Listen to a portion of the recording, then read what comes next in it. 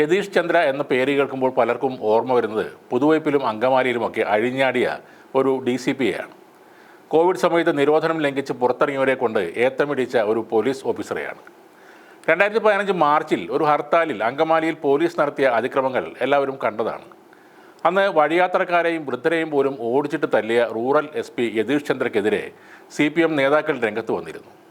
ചെറുപ്പക്കാരനായ police officer ഊർജ്ജസ്വലൻ സാധാരണ പോലീസുകാരെ വിട്ട് അടുപ്പിക്കാതെ നേരിട്ട് കളത്തിലിറങ്ങി ക്രമസമാധാനം കാത്തു സൂക്ഷിച്ച മിടുക്കൻ, ഇങ്ങനെയും ചില വിശേഷണങ്ങൾ യതീഷ് ചന്ദ്രയ്ക്ക് സോഷ്യൽ മീഡിയ ചാർത്തി കൊടുത്തിരുന്നു. യതീഷ് ചന്ദ്രയെ പിന്തുണച്ച് ഒരു ഫേസ്ബുക്ക് പേജും അന്ന് തുടങ്ങിയിരുന്നു.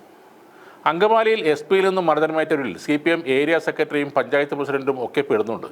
ഭ്രാന്തൻ നായയെ പോലെയാണ് യതീഷ് ചന്ദ്ര LDF-ന്റെ പ്രവർത്തകരെ ആക്രമിച്ചതെന്നാണ് പ്രതിപക്ഷ നേതാവ് VS അച്യുതാനന്ദൻ അന്ന് പറഞ്ഞത്. യതീഷ് ചന്ദ്രയെ സസ്പെൻഡ് ചെയ്യണം എന്നും VS ആവശ്യപ്പെട്ടിരുന്നു. പിണറായി വിജയൻ യതീഷ് ചന്ദ്രയെ ഉപമിച്ചത് തെരുവ് ഗുണ്ടയോടാണ്. SP-യെ സ്ഥാനത്ത് നിന്ന് നീക്കണമെന്നും പിണറായി ആവശ്യപ്പെട്ടിരുന്നു. അന്ന് BJP പ്രവർത്തകർ സമൂഹ മാധ്യമങ്ങളിൽ യതീഷ് ചന്ദ്രയെ അനുകൂലിച്ച് രംഗത്ത് വന്നിരുന്നു. കൊച്ചി ഡെപ്യൂട്ടി കമ്മീഷണറായിരിക്കെ പുതുവൈപ്പിലെ IOC പ്ലാന്റിനെതിരെ സമരം നടത്തിയവർക്കെതിരെ ലാത്തിചാർജ് നടത്തിയതും വലിയ വിവാദമായൊരു സംഭവമാണ്. ലാത്തിചാർജിനെക്കുറിച്ച് അന്വേഷിച്ച മനുഷ്യാവകാശ കമ്മീഷന് മുന്നിൽ ഹാജരായി തൻ്റെ നിലപാട് വിശദീകരിക്കുമ്പോൾ അലൻ എന്ന ബാലൻ തന്നെ മർദ്ദിച്ചത് DCP ആണെന്ന് വ്യക്തമായി പറഞ്ഞതും വലിയ വാർത്തയായിരുന്നു. യതീഷ് ചന്ദ്രയെ സസ്പെൻഡ് ചെയ്യണമെന്ന് VS അച്യുതാനന്ദൻ അപ്പോഴും മുഖ്യമന്ത്രിയോട് ആവശ്യപ്പെട്ടു. മാധ്യമ വാർത്തകളുടെ അടിസ്ഥാനത്തിൽ മനുഷ്യാവകാശ കമ്മീഷനും യതീഷിനെതിരെ രംഗത്ത് വന്നിരുന്നു. LDF സർക്കാർ അധികാരത്തിൽ വരുമ്പോൾ പ്രതികാര നടപടികൾ ഉണ്ടാകുമെന്ന് കരുതിയെങ്കിലും ക്രമസമാധാനത്തിൻ്റെ ചുമതല നൽകി തൃശ്ശൂരിൽ അദ്ദേഹത്തെ നിയമിക്കുകയാണ് ചെയ്തത്.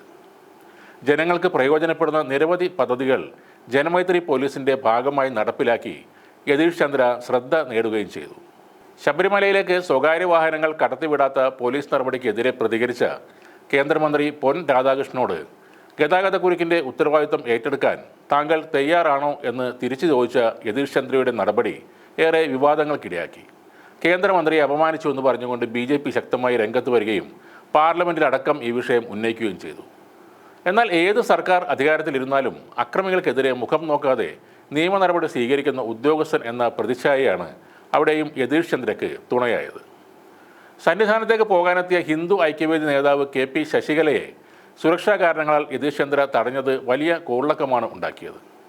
മല കയറുന്നതിന് പ്രശ്നമില്ലെന്നും എന്നാൽ സന്നിധാനത്ത് തങ്ങാനാകില്ലെന്നും നിശ്ചിത സമയത്തിനുള്ളിൽ തിരിച്ചു വരണമെന്നും യതീഷ് ചന്ദ്ര ശശികലയോട് ആവശ്യപ്പെട്ടു. എന്നാൽ അതിൻ്റെ നിയമവശം അറിയണമെന്ന നിലപാടിൽ ശശികലയും ഉറച്ചു നിന്നു.